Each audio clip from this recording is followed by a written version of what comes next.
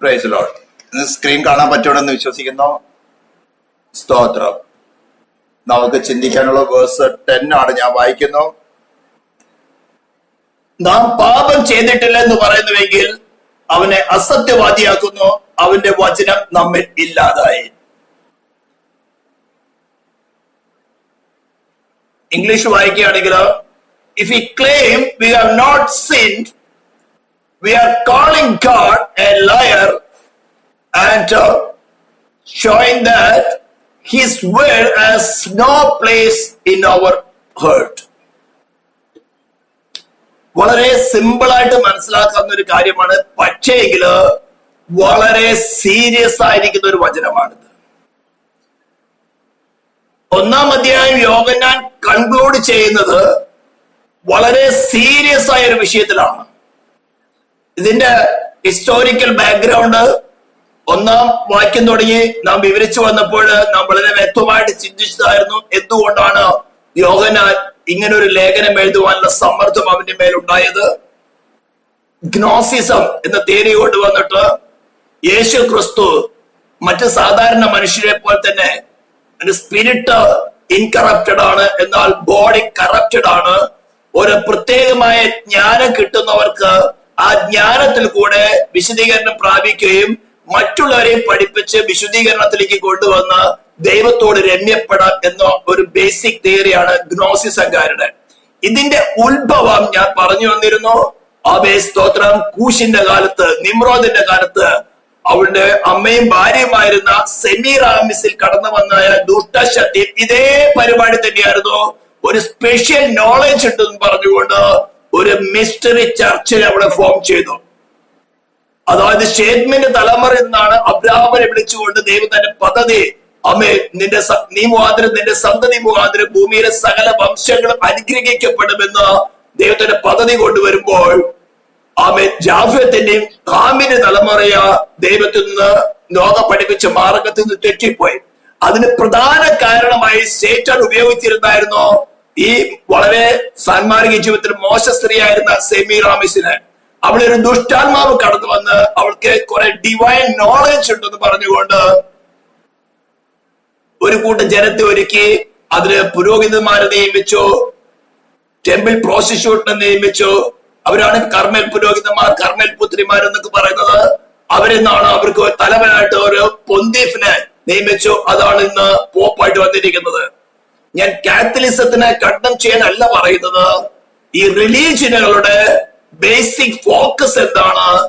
ദൈവത്തെ അന്വേഷിക്കുന്ന ജനത്തെ രഹസ്യമായിട്ടും കളവോട് കൂടെ കടന്നു ചെന്ന് കൊന്നൊടുക്കി ഒരു സിംഗിൾ റിലീജിയനിൽ കൂടെ മാനവ തലമുറയെ മുഴുവനും ഭരിക്കുക എന്നൊരു പദ്ധതിയാണ്. ഇതേ കാര്യം തന്നെയായിരുന്നു മറ്റൊരു രൂപത്തില് ഗ്നോസിസം എന്ന് പറഞ്ഞത്. അന്ന് കാത്തലിസം ഇല്ല. കാത്തലിസം AD 325 വരുന്നത്.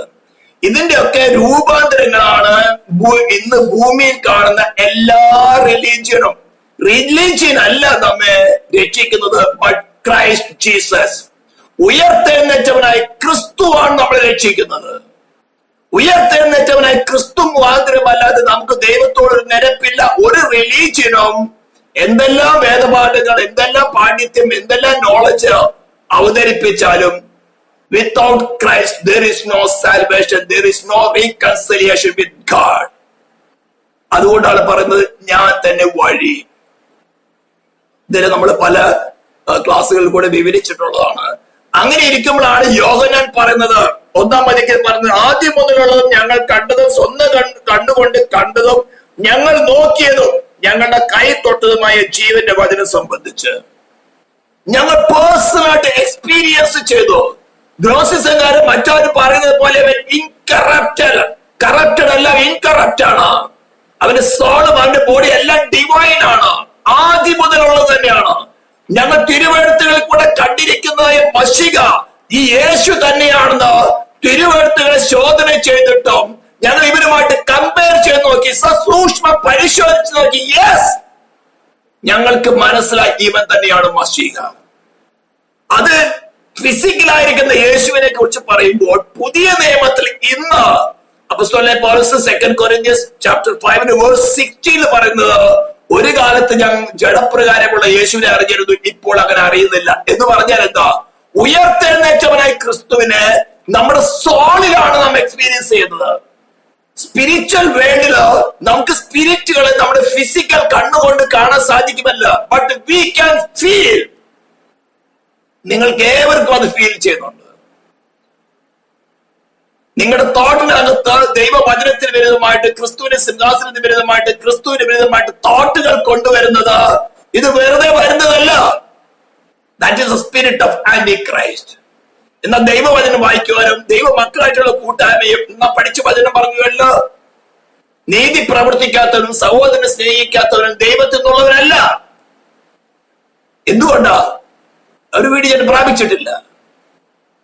ഹല്ലേലൂയ. അപ്പോൾ ജോൺ വളരെ പേഴ്സണൽ എക്സ്പീരിയൻസ് ചെയ്തിട്ട് പറയാണ്, ഞങ്ങൾക്ക് ഒരു കൂട്ടായ്മയുണ്ട് പിതാവായ ദൈവത്തോടും അവന്റെ പുത്രനായ യേശു ക്രിസ്തുവിനോട് കൂടെയാണ്. എന്നിട്ടാണ് നമ്മൾ കഴിഞ്ഞ ചാപ്റ്ററിലെ ദിവസങ്ങളിലൊക്കെയും വേഴ്സ് 6, 7, 8, 9 വരെ നമ്മൾ കഴിഞ്ഞ ഓരോ ആഴ്ചകൾ ചിന്തിച്ച് നമുക്ക് പറയാനുള്ളത് കൺക്ലൂഷൻ ആണ്. ഇത്രയും കാര്യങ്ങൾ പറഞ്ഞു തന്നിട്ട് പറയുകയാണ്, ഞാൻ പാപം ചെയ്തിട്ടില്ല എന്ന് പറയുന്നുവെങ്കിൽ അതിന്റെ അർത്ഥം എന്താ? നിനക്കൊരു സേവിയറിന്റെ ആവശ്യമില്ല. You are rejecting Christ. അതുകൊണ്ടാണ് പറഞ്ഞിരിക്കുന്നത്, അവന്റെ വചനം നമ്മിൽ ഇല്ലാതെയായി. If you are not a sinner, ഈ ക്ലെയിം ചെയ്യാണ് ഞാൻ സിന്നർ അല്ല, ഞാൻ പാപം ചെയ്തിട്ടില്ല എന്ന് പറഞ്ഞാൽ നിനക്ക് രക്ഷകന്റെ ആവശ്യമില്ല, നിനക്ക് ക്രിസ്തുവിന്റെ ആവശ്യമില്ല.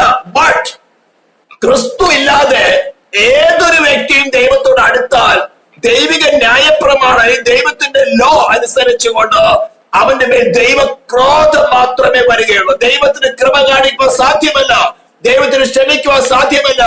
ദൈവം തന്റെ രാജ്യത്തില് ഇംപ്യൂണിറ്റി എന്ന് പറഞ്ഞാൽ തെറ്റ് ചെയ്താലും ശിക്ഷിക്കപ്പെടുകയില്ലെന്നുള്ള മനോബോധം ഒരു കാലത്തും അനുവദിക്കുന്നവനല്ല. ഇന്ന് ക്രിസ്തീയ ഗോളത്തിൽ നിന്ന് ആ ചിന്ത മാറിപ്പോയി. എന്തെല്ലാം ചെയ്താലും കർത്താവെ ക്ഷമിക്കണമേ, ക്ഷമിക്കണമേ, ക്ഷമിക്കണമേ. വിശ്വാസികൾ തമ്മിൽ എന്തെങ്കിലും കുറവ് വന്നു കഴിഞ്ഞാൽ അത് ക്ഷമിച്ചേക്കണേ. No, unless otherwise you abide in Christ and you Christ living in you and you be obedient with Him, there is no forgiveness. ക്രിസ്തുവിൽ വസിക്കുകയും ക്രിസ്തു നിങ്ങളിൽ വസിക്കുകയും അവരുമായിട്ട് അനുസരണത്തിൽ തികവ് വരാത്തോളം നിങ്ങൾ പാപം ചെയ്തുകൊണ്ടിരിക്കുക തന്നെയാണ്. ഞാൻ പാപം ചെയ്തിട്ടില്ലെന്ന് ക്ലെയിം ചെയ്തെങ്കിൽ there is no need of savior. അതുകൊണ്ടാണ് പറയുന്നത്, നാം അവനെ കള്ളനാക്കുകയാണ്. ദൈവം എല്ലാ തിരുവഴുത്തിൽ കൂടെ മനുഷ്യനെ കുറിച്ച് പറയുന്നത് എന്താ? മനുഷ്യ, നീ ഏതൊരു തോട്ടം തുടങ്ങി നിന്നെ ഭരിക്കുന്ന ആത്മാവ് അനുസരണക്കേടിന്റെ മക്കളെ വ്യാപരിക്കുന്ന ആത്മാവിന് അധിപതിയായവന് എന്ന് പറഞ്ഞാൽ ആരാ? സൈത്താന്റെ സന്തതികളാണ്. അത് നമ്മൾ പഠിച്ച വചനം. ദൈവത്തിന്റെ മക്കളാരെന്നും പിശാചിന്റെ മക്കളാരെന്നും ഇതിനാൽ അറിയുന്നു. അവിടെ സെമിക്കോളനാണ്, ഫുൾ സ്റ്റോപ്പ് അല്ല. എന്നിട്ട് പറയാണ്, നീതി പ്രവർത്തിക്കാത്തവനും സഹോദരനെ സ്നേഹിക്കാത്തവനും ദൈവത്തിൽ നിന്നുള്ളവനല്ല. അങ്ങനെ പറയുമ്പോൾ സൈത്താൻ വേറെ ഡ്യൂപ്ലിക്കേറ്റ് കൊണ്ടേ വെച്ചു സഹോദരനെ സ്നേഹിച്ചാൽ മതി. അതിനൊരു വാക്യം ഞാൻ എടുക്കാം. 1 തിമോത്തി chapter 1 verse 5 ആണെന്ന് തോന്നുന്നു. ഒരു മിനിറ്റ്.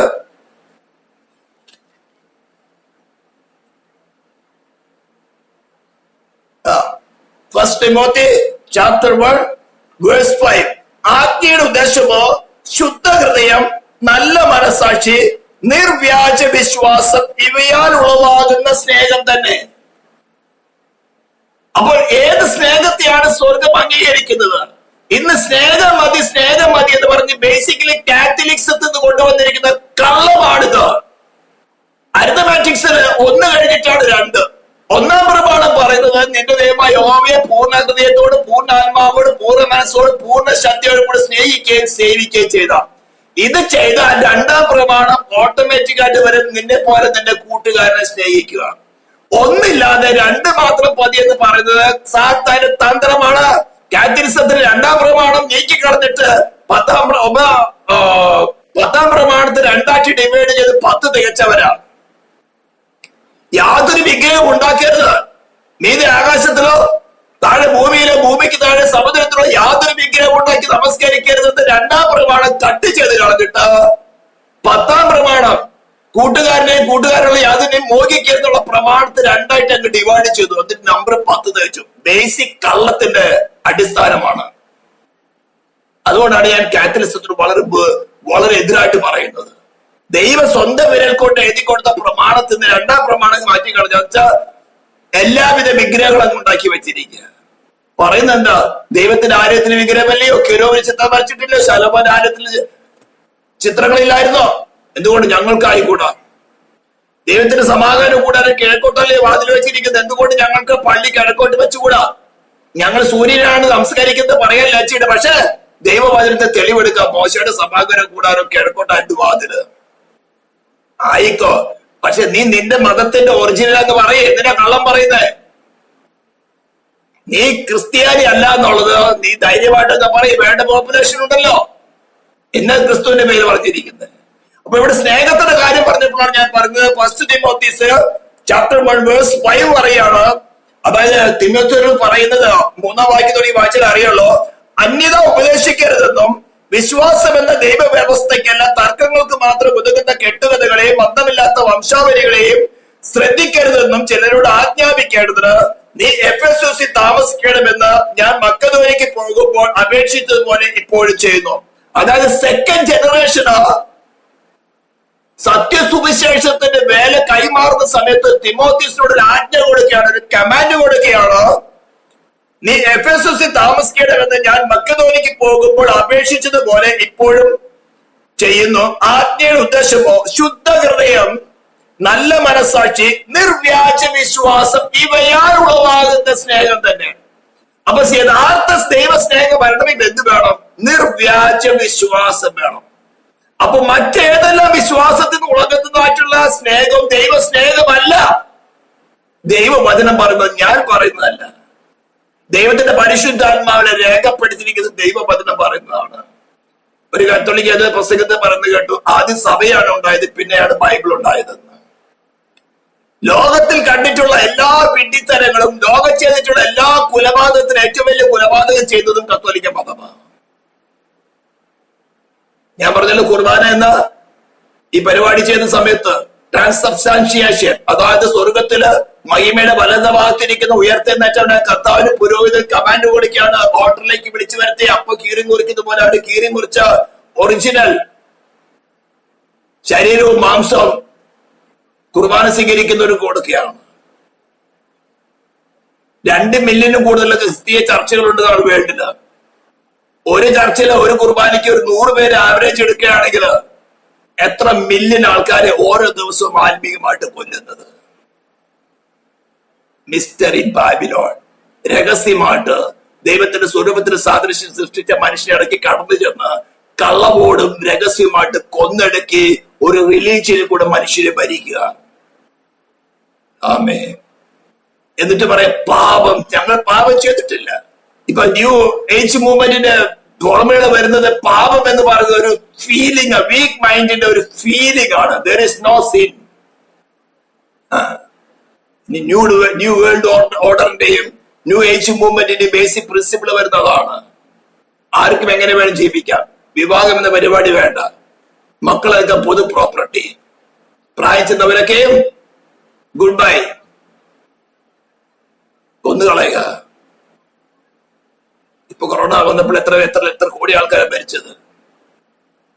നമ്മുടെ സബ്ജക്റ്റ് അതല്ല. നമ്മുടെ സബ്ജക്റ്റ് എന്താ? ഇത്രയും കാര്യങ്ങൾ യോഗനൻ പറഞ്ഞിട്ട് പറയാണ്, മനുഷ്യ വാട്ട് യു ഫീൽ, നിനക്ക് തോന്നുന്നു നീ പാപം ചെയ്തിട്ടില്ല എന്ന്.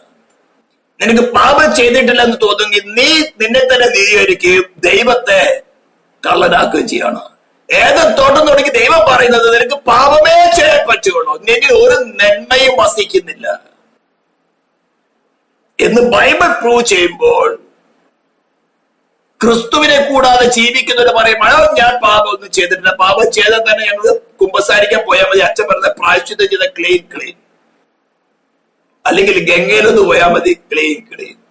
അങ്ങനെ ആയിരക്കണക്കിന് പ്രായശ്ചിത്ത പ്രവൃത്തികളുണ്ട്. എന്നിട്ട് പറയുന്നത് എന്താ? അവന്റെ വചനം നിന്നിലില്ല എന്ന് പറഞ്ഞാൽ നിനക്ക് ക്രിസ്തുവിന്റെ ആവശ്യകതയില്ല. തിരുവെഴുത്ത് അല്ലെങ്കിൽ ദൈവവചനം മുഴുവനും എക്സ്പ്രസ് ചെയ്യുന്നത് ക്രിസ്തു ആരാണെന്നും മനുഷ്യനും ക്രിസ്തുവുമായിട്ടുള്ള ബന്ധം എന്താണെന്ന് വിവരിക്കുന്ന പുസ്തകമാണ് സത്യവേദ പുസ്തകം. ഇത് മനസ്സിലാക്കിയിട്ട് ക്രിസ്തുവിനെ എന്റെ ജീവിതത്തിലുള്ള നെസസിറ്റി എന്താണെന്ന് മനസ്സിലാക്കിയിട്ട് അവനെ കൂടാതെ എനിക്കൊരു രക്ഷയില്ല, അവനെ കൂടാതെ എനിക്കൊരു ഹോപ്പ് ഇല്ല, അവനെ കൂടാതെ ഒരു സാൽവേഷൻ ഇല്ല, അവനെ കൂടാതെ ഒരു എറ്റേണിറ്റി ഇല്ല എന്ന് മനസ്സിലാക്കിക്കൊണ്ട് അവരുമായിട്ടൊരു പേഴ്സണൽ റിലേഷനിലേക്ക് എൻ്റർ ചെയ്യുവാനാണ് ദൈവം തിരുവായ് മൊഴിയായിട്ട് ഈ തിരുവെഴുത്തുകൾ നമുക്ക് എഴുതി തന്നിരിക്കുന്നത്.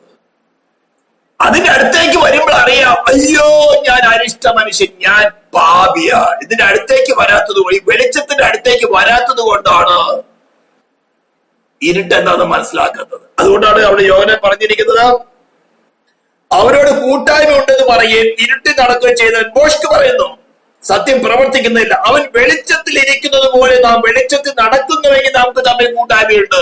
അപ്പോൾ അവന്റെ പുത്രനായ യേശുവിന്റെ രക്തം സകല പാപം പോക്കി നമ്മെ ശുദ്ധീകരിക്കുന്നു. ഈ വെളിച്ചത്തിന്റെ അടുത്തേക്ക് വന്നാലേ മനസ്സിലാകുള്ളൂ, അയ്യോ എന്റെ ഒറിജിനൽ സ്വഭാവം ഇതാണ്. Lord I need you, I need you. ഇത് റിവീൽ ചെയ്ത് കിട്ടാത്തോടത്തോളം ഈ 10-ാം വാക്യം പറഞ്ഞിരിക്കുന്ന പോലെ ഞാൻ പാപം ചെയ്തിട്ടില്ല. അനേകരോട് സുവിശേഷം പറഞ്ഞ അതൊക്കെ നിങ്ങളുടെ തോന്നല. യെസ്, തോന്നൽ തന്നെയാ. നീ ഭക്ഷണം കഴിക്കുന്ന എങ്ങനെയാ? നിനക്ക് വിശപ്പുണ്ടെന്ന് തോന്നിയിട്ടല്ലയോ? നിന്റെ ഇന്റലക്റ്റിലേക്ക് ഒരു ഫീലിംഗ് വന്നിട്ടല്ലയോ നീ ഭക്ഷണം കഴിക്കുന്നത്? ദൈവം പ്രവർത്തിക്കുന്ന അങ്ങനെ തന്നെയാ, തോന്നൽ കൂടെ തന്നെയാ. യെസ്, നീ പാപിയാണെന്ന് നിന്റെ ഉള്ളില്, നിന്റെ മനസ്സാക്ഷിയിൽ പരിശുദ്ധാത്മാ പ്രവർത്തിച്ച നിന്റെ ഇന്റലക്റ്റിലേക്ക് ആ ഫീലിംഗ് തന്നിട്ടാണ്, അത് തീവ്രമായ ഒരു ഫീലിംഗ് തന്നിട്ടാണ് നീ പാപിയാണെന്ന് നിനക്ക് മനസ്സിലാകുകയുള്ളൂ, നീ പാപം ചെയ്തിട്ടുണ്ടെന്ന് മനസ്സിലാകുകയുള്ളൂ. ആ പരിശുദ്ധാത്മാവിന് ഇടം കൊടുക്കാത്തോടത്തോളം നിനക്ക് തന്നെ തോന്നും ഞാൻ പാപം ചെയ്തിട്ടില്ല. അതെന്താ പറയുന്നത്? എനിക്കൊരു രക്ഷകന്റെ ആവശ്യമില്ല. നിനക്ക് വളരെ സിമ്പിൾ മീനിങ്ങില് ഇത് മനസ്സിലായെന്ന് തോന്നുന്നു. അധികം വചനത്തിൽ ഞാൻ എക്സ്പ്ലെയിൻ ചെയ്യേണ്ട ആവശ്യകതയില്ല. ഈ ശബ്ദം കേൾക്കുന്ന ഏവർക്കും അറിയാം നാം പാപം ചെയ്തിട്ടുള്ളവരാണ്. We need a savior. So only one savior, only one. അതാണ് ബൈബിൾ മുഴുവനും വിശദീകരിക്കുന്നത്. നാം രക്ഷിക്കപ്പെടുവാൻ ആകാശത്തിന് കീഴിൽ മനുഷ്യരുടെ ഇടയിൽ നൽകപ്പെട്ട വേറൊരു നാമമില്ല, ഒരേ ഒരു നാമം, യേശു ക്രിസ്തു മാത്രം. ഹല്ലേലൂയ. ഈ വചനങ്ങൾ ദൈവം നമ്മെ സഹായിക്കട്ടെ. ഈ ശബ്ദം കേൾക്കുന്ന ഏവരും അടുത്ത ആഴ്ച നാം യോഹന്നാൻ എഴുതിയ സുവിശേഷം 10-ാം അധ്യായത്തിന്റെ 1 തുടങ്ങിയുള്ള വാക്യങ്ങളാണ് ചിന്തിക്കുന്നത്. ആട്ടിൻ തൊഴുത്തിൽ വാതിലിലൂടെ കടക്കാതെ വേറെ വഴിയായി വരുന്നവൻ കള്ളനും കവർച്ചക്കാരനുമാകും. എന്താണ് ആട്? എന്താണ് ആട്ടിത്തൊഴുത്ത്? എന്താണ് വാതില്? ഏതാണ് വേറെ വഴി? എന്താണ് കവരുന്നത്? ഈ കാര്യങ്ങളായിരിക്കും നാം ദൈവം കൃപ ചെയ്താൽ അതിൽ കൂടെ ചിന്തിക്കാൻ ആഗ്രഹിക്കുന്നത്. അതുകൊണ്ട് വളരെ പ്രാർത്ഥനയോടുകൂടെ അടുത്ത ആഴ്ചത്തെ മീറ്റിങ്ങിന് വേണ്ടി കാത്തിരിക്ക്. പ്രാർത്ഥനയോടെ ആയിരിക്കണമെന്ന് ദൈവനാമത്തിൽ അപേക്ഷിക്കുന്നു. ദൈവം നമ്മെ സഹായിക്കട്ടെ. നമുക്ക് പ്രാർത്ഥിക്കാം. പരിശുദ്ധനും നിത്യനുമായ ദൈവമേ, സ്വർഗ്ഗീയ പിതാവേ, തിരുനാമത്തെ വാഴ്ത്തുന്നു, സ്തുതിക്കുന്നു. ഇത്ര സമയം കർത്താവ് നീ ഞങ്ങളോട് സംസാരിച്ചത് ഞങ്ങൾ പൂർണ്ണമായി മനസ്സിലാക്കുകയും ഞങ്ങൾ സമ്മതിക്കുകയും ചെയ്യുന്ന കർത്താവ്, ഞങ്ങൾ പാപം ചെയ്തിട്ടുണ്ട്, ഞങ്ങൾക്ക് രക്ഷകനെ വേണം. ഒരു സമയം മാത്രമല്ല കർത്താവ് ശരീരത്തിൽ വസിക്കുള്ളൂ, നിത്യതയിലും നിന്നെ കൂടാതെ ഞങ്ങൾക്കൊരു ജീവിതമില്ല. ഒരു സെക്കൻഡ് പോലും കർത്താവ് നിന്നെ മാറി നിന്നിട്ടുള്ള ഒരു ജീവിതം ഒരു രക്ഷയല്ല. നിന്നെ സ്ഥിരമായിട്ട് വസിക്കുന്ന മുന്തിരിവള്ളിക്ക് കൊമ്പിന് മുന്തിരിവള്ളി വസിച്ചിട്ടല്ലാതെ ഫലം കായ്ക്കാൻ കഴിയാത്തതുപോലെ നിന്നെ വസിച്ചിട്ടല്ലാതെ ഞങ്ങൾക്ക് ഫലമില്ലെന്ന് ഞങ്ങൾ മനസ്സിലാക്കുന്ന കർത്താവേ, നിന്റെ വിശ്വസ്ത സ്നേഹത്തിനുമായ സ്തോത്രം. നിന്റെ നല്ലത്തെ സകല വ്യാജ പ്രവൃത്തിയുടെ കള്ള ഇടയത്തിന്റെ ശക്തികളെയും നിന്റെ നാമത്തെ ഞങ്ങൾ അഫലമാക്കിയാണ്. ഇസ്രായേലിന് വേണ്ടി ഞങ്ങൾ പ്രാർത്ഥിക്കുന്ന കർത്താവേ, ഞങ്ങളെ മഹാഭാഗ്യത്തിലേക്ക് നടത്തുവാൻ തക്കോണം നീ തെരഞ്ഞെടുത്ത നിന്റെ സ്നേഹിതനായ അബ്രാഹാമിന്റെ സന്തതിയെ നിന്റെ നാമത്തെ ഞങ്ങൾ അനുഗ്രഹിക്കുന്നു. തിരുവായ് മൊഴിയായി അരുളിച്ചത് നിന്റെ അവരുടെ അതിരുകളെ നീ വിശാലമാക്കി കൊടുക്കണമെന്ന് പ്രാർത്ഥിക്കുന്നു. അതിന് എതിരായി പൊങ്ങിയിരിക്കുന്ന ഭൂരാജാക്കന്മാരുടെ മേല് ഭൂരാജാക്കന്മാർക്ക് അധിപതിയും ധന്യനായ ഏകാധിപതിയുമായ നിന്റെ നാമത്തില് സകല വ്യാജത്തെ ഞങ്ങൾ അഫലമാക്കിയിടുകയാണ്. അമേരിക്കൻ ഗവൺമെന്റിന് മേല്, ഇറാന്റെ ഗവൺമെന്റിന് മേല്, മുസ്ലിം രാഷ്ട്രങ്ങളിൽ മേല്, റഷ്യയുടെ ഭരണകൂടത്തിന് മേല്, ചൈനയുടെ ഭരണകൂടത്തിന് മേല് നിന്റെ ചെങ്കോല് യേശു ക്രിസ്തുവിന്റെ നാമത്തില് സഭയായിട്ട് ഒരുമനപ്പെട്ടുകൊണ്ട് ഞങ്ങൾ വാഴിക്കുന്നു.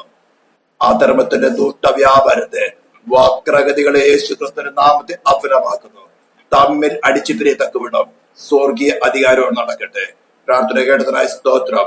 യേശു ക്രിസ്തുവിന്റെ നാമത്തിൽ തന്നെ നമ്മുടെ കർത്താവായ യേശു ക്രിസ്തുവിന്റെ കൃപയും പിതാവായ ദൈവത്തിന്റെ സ്നേഹവും പരിശുദ്ധാത്മായ ദൈവത്തിന്റെ സഹവാസവും കൂട്ടായ്മയും നാം ഓർത്ത് പ്രാർത്ഥിച്ച ഓരോ വിഷയത്തിന്മേല്, നാം കേട്ടതായിട്ട് ഓരോ വചനത്തിന്മേല്, നാം എടുത്ത തീരുമാനങ്ങളിന്മേല്, നാം അനുഗ്രഹിച്ച അനുഗ്രഹങ്ങളിന്മേല്, നാം ചെയ്ത ശുശ്രൂഷകളിന്മേല് ഈ നിമിഷം തുടങ്ങി നമ്മുടെ കർത്താവായ യേശു ക്രിസ്തുവിന്റെ മേഘപ്രത്യക്ഷത വരെയും പ്രവർത്തിക്കുമാറാകട്ടെ.